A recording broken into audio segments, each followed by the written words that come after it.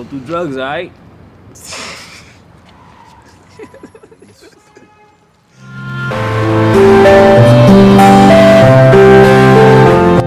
Film dibuka dengan dua orang wanita yang bernama Leah dan temannya Kitty, yang merupakan mahasiswa rantau. Keduanya baru saja datang dan masih sibuk merapikan barang-barang di apartemen baru mereka. Seperti kebanyakan mahasiswa rantau yang jauh dari rumah, keduanya bebas melakukan apa saja yang mereka inginkan karena jauh dari orang tua. Bahkan, meski saja baru pindah, Leah sudah berani pesta narkoboy bersama teman-temannya. Malam itu, mereka berpesta sampai akhirnya kehabisan narkoboy. Leah lalu melihat sekelompok anak muda di balik jendela yang sedang transaksi. Leah pun turun dan mencoba meminta narkoboy kepada mereka. Namun, seorang yang bernama Blue menolak, bahkan memberi permen kepada Leah dengan nada bercanda.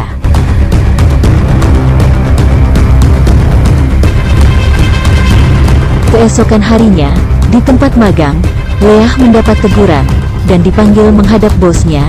Akan tetapi, itu hanyalah modus si bos untuk menawarkan narkoboy kepada Leah. Sampai akhirnya mereka saling sedot-sedotan. Namun, belum sempat terjadi penyoblosan, tiba-tiba sektaris bosnya datang. Mereka pun terpaksa menyudahi aktivitas nikmat itu. Saat perjalanan pulang, Leah bertemu dengan Blue dan mereka saling berkenalan. Setelah perkenalan mereka, Leah lalu mengajak Blue untuk mampir ke apartemennya.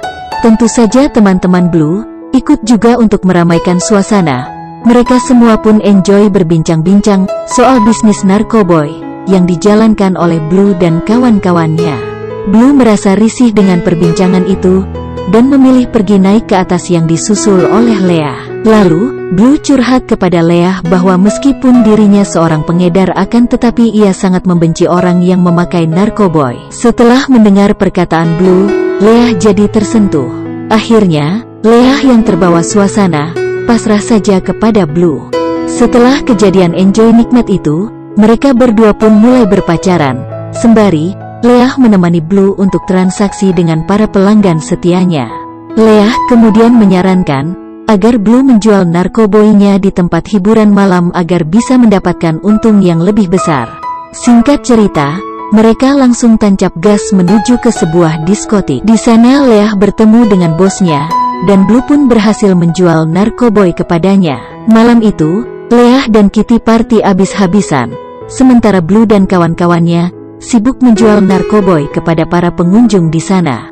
Alhasil, malam itu narkoboy Blue laris manis dan dapatkan untung yang sangat besar. Keesokan paginya, dan mereka baru pulang, dan masih dalam keadaan teler tentunya. Karena untung besar, Blue berencana menjual barangnya setiap hari di sana.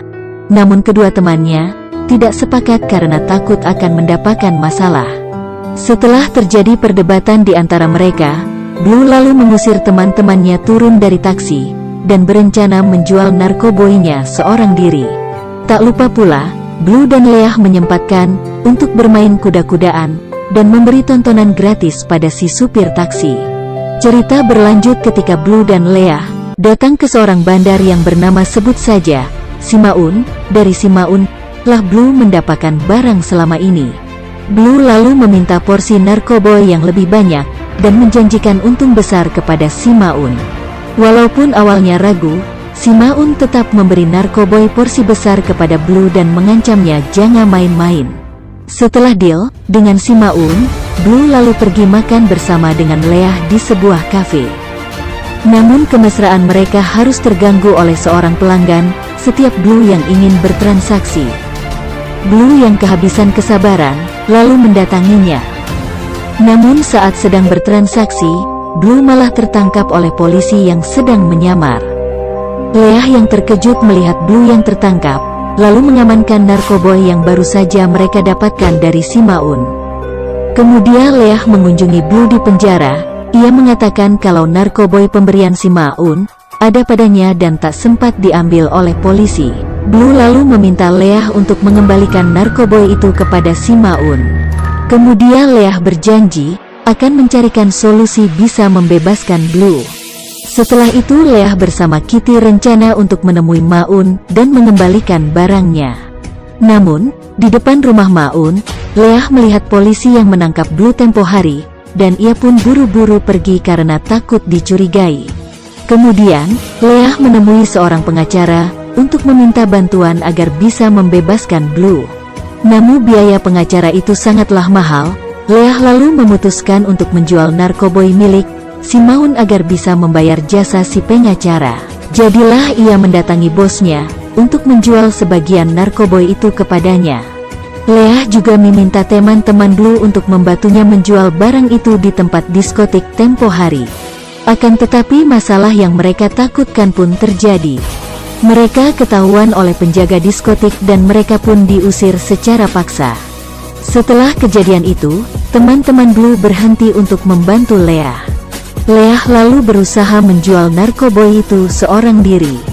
Setelah pulang dari diskotik, Leah dikejutkan oleh Maun, datang untuk menagih uang setoran dan memberikan peringatan kepada Leah agar segera melunasi utang Blue kepadanya.